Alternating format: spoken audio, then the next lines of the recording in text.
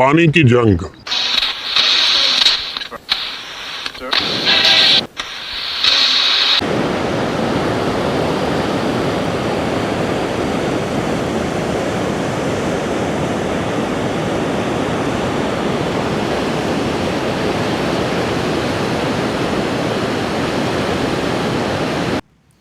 अस्सलाम वालेकुम। और ये है पंजाब के डिस्ट्रिक्ट मुजफ्फरगढ़ का वो मकाम जहाँ पर इंडिया से आने वाले 3 दरिया इकट्ठे होते हैं। और इसी दरिया के ऊपर एक बना हुआ है ब्रिटिश टाइम का रेलवे पुल। आप ये इमेजिन करें, नीचे से दरिया गुजरा है, ऊपर से है ट्रेन गुजरती है और उसके ऊपर से हैं बसें गुजरती थी। वो हम आपको दिखाएंगे। बस आपने एक काम करना है, अगर इस वीडियो को आप स्किप कर देंगे या एंड तक नहीं देखेंगे तो मेरी मेहनत भी ज़ाया होगी और आपको भी देखने का मज़ा नहीं आएगा। बस आप इसको एंड तक देखें और हम सबसे पहले आपको दिखाते हैं उन दरियाओं की कहानी, फिर हम आपको लेकर चलेंगे वो ब्रिटिश टाइम के रेलवे पुल पे।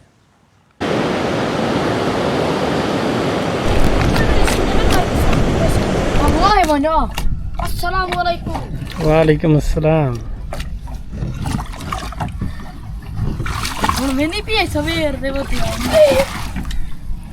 जी हाँ भैया, ये है मुजफ्फरगढ़ का हेड चनाब, जिसके अंदर भारत से आने वाले 3 दरिया जेहलम, रावी और चनाब का पानी शामिल है। दिलचस्प बात, ये दरिया शुरू कहाँ से हुए और यहाँ तक इनका पानी कैसे पहुँचा। तो सबसे पहले दरियाए जेहलम, जिसे हिंदी में देवना गली और उर्दू में जेहलम कहा जाता है। इसका आगाज़ वीरनाग बहार, पीर पंजाल, भारत, कश्मीर से होते हुए श्रीनगर, आज़ाद कश्मीर, मुजफ्फराबाद, दरियाए नीलम में ये शामिल होता है। और ऐसे ये पाकिस्तान की हदूद मंगला से दाखिल होकर पंजाब के डिस्ट्रिक्ट जंग हेड त्रिमू के मकाम पर दरियाए चनाब में शामिल हो जाता है।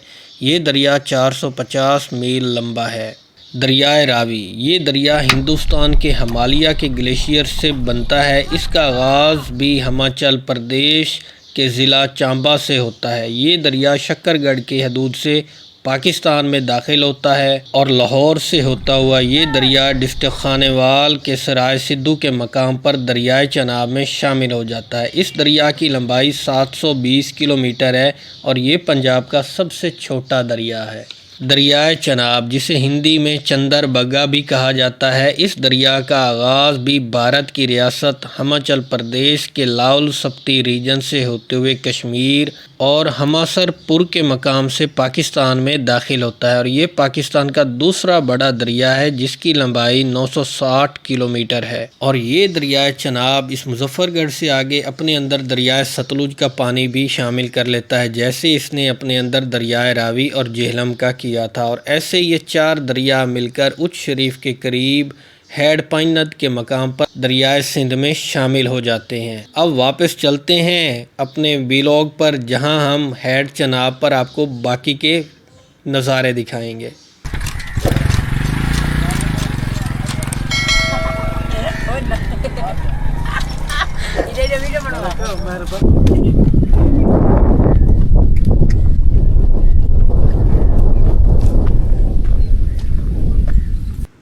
अच्छा दोस्तों, इसी के ऊपर से यार ये गुज़र रही है हाई वोल्टेज इलेक्ट्रिक वायर है ये।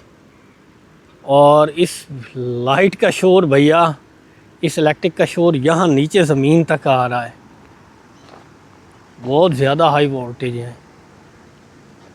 यहाँ से स्मेल बहुत ज़्यादा आ रही है। ऐसे लगता है कि ये वो गंदा सीवरेज वाला पानी है जो आ रहा है, क्योंकि यहाँ पर ये देख रहे हैं इस पानी का कलर और वो जो आगे वाला है इसका कलर अलग अलग है। बिल्कुल ये सीवरेज वाली है और क्योंकि स्मेल यहाँ पर बहुत ज़्यादा है।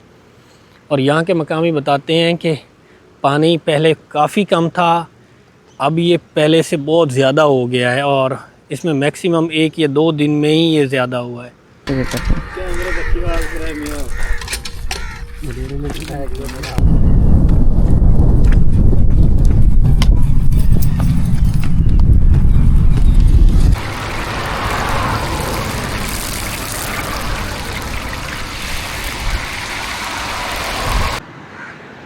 जी तो भैया, दरियाए चनाब के किनारे पर ही डिफरेंट किस्म के ढाबे मछली के बने हुए हैं जो ये मछली तैयार करते हैं। और यहाँ पे तिरकंड नाम से एक मछली है जो बताते हैं यहाँ की बड़ी मशहूर है, बड़ी इजीली दरियाई ये मछली मिल जाती है।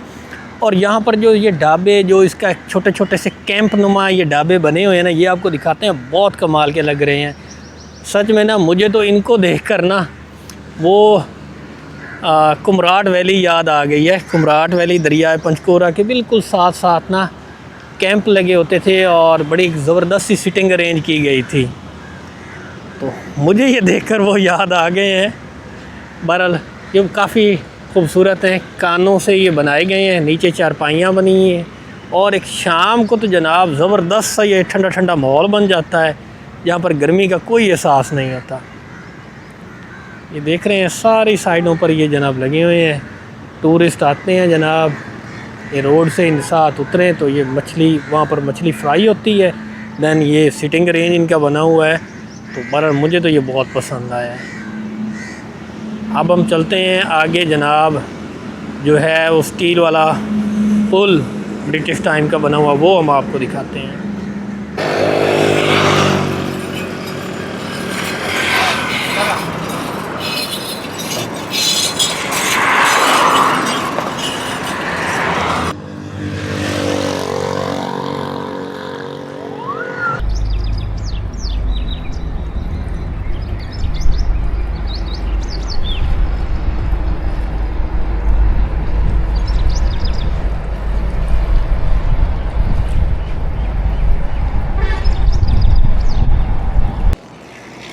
फाइनली दोस्तों, आपका भाई उस ट्रैक के ऊपर आ गया है, उस रेलवे पुल के ऊपर आ गया है, जैसा मैंने बिलीव मी पाकिस्तान में और कहीं नहीं देखा।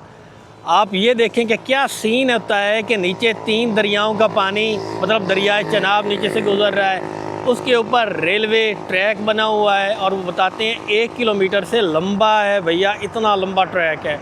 और उसके ऊपर कारपेट रोड, मतलब ट्रेन के ऊपर से बसें गुजर रही हैं। कैसा वो सीन है। और कुछ ये ज़्यादा अरसा ही नहीं हुआ इसको बंद हुए, 2007 से पहले बताते हैं कि ये वर्किंग हालत में था, इसके ऊपर से ट्रैफिक गुजरा करती थी। और उसके बाद जो नया इसी के बिल्कुल साथ है, ये अब जो देख रहे हैं 2007 के बाद इसको जो है वो वर्किंग हालत में किया गया, वो अब बन गया है। लेकिन इसके कुछ खूबसूरत से शॉट आपको मैं दिखाता हूँ, यकीनन आपको मज़ा आएगा।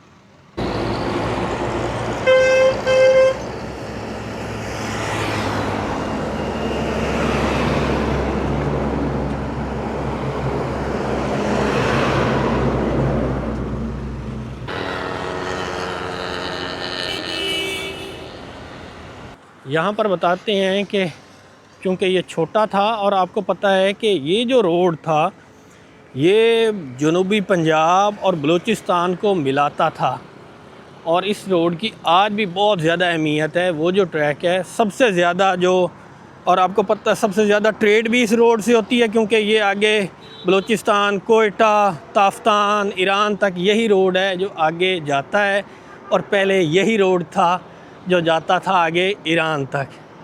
तो इस वजह से इसकी बहुत ज़्यादा अहमियत है भैया।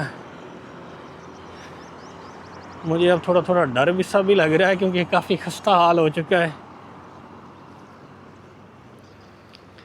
और लेफ़्ट हैंड साइड पर जनाब ये मैंगो ट्रीज़ हैं, खूबसूरत सा जो मुल्तान के मीठे आम हैं वो दिखाई दे रहे हैं, इसके दरख्त। और देन जनाब ये है वो चनाब रिवर। अब ये देखें नीचे है इसका ब्रिज, वो है सुई गैस का कनेक्शन साइड पर इसके। यहाँ से प्रॉपर इसकी जो बाउंड्री है ना वो स्टार्ट होती है। स्टील ब्रिज वो यहाँ से है, इसकी डिस्ट्रीब्यूशन ये चेक करें।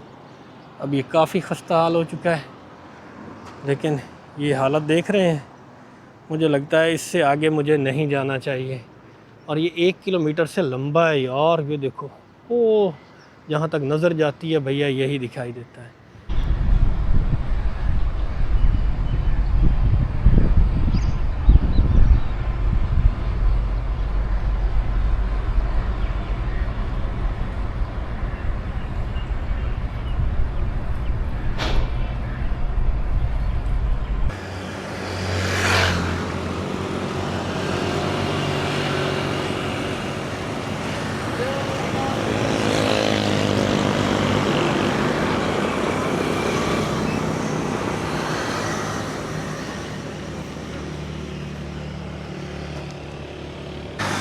जी तो भैया कमाल यार, ये देखें, ये है वो इंडिया से आने वाले 3 दरियाओं का पानी, और इसी के ऊपर है भैया वो है स्टील का ब्रिज जो ब्रिटिश टाइम का बना हुआ है। यहाँ से ट्रेन गुज़रती है, आज भी ट्रेन गुज़रती है, दिन में तकरीबन 3 से 4 ट्रेनें यहाँ से गुज़रती हैं। और इसी के ऊपर वो आप ये वाला हिस्सा देखेंगे तो ये है कारपेट रोड बना हुआ, जो आपको मैं ड्रोन शॉट से ऊपर से भी मैं दिखा देता हूँ। और यहाँ से बसें चलती थी, यहाँ से ट्रेन गुज़रती थी नीचे, और नीचे था इंडिया से आने वाले 3 दरियाओं का पानी। और इससे भी ख़ास मज़े की वाली बात, ये जो रोड था, ये जो ऊपर वाला है, ये जनूबी पंजाब और इसी के साथ बलूचिस्तान को कवर करता था। दैन ये ताफ्तान बॉर्डर ईरान तक किए जाता था। तो एक बहुत खूबसूरत सा हिस्टोरिकल पॉइंट भी है और टूरिस्ट पॉइंट भी है कि आप शाम को यहाँ पर खूब इंजॉय कर सकते हैं सनसेट का व्यू। तो मुझे तो यहाँ पर बहुत मज़ा आ रहा है, लेकिन इसके साथ गर्मी भी काफ़ी है। आगे चलते हैं इसके और कुछ खूबसूरत शॉट कैप्चर करने के लिए।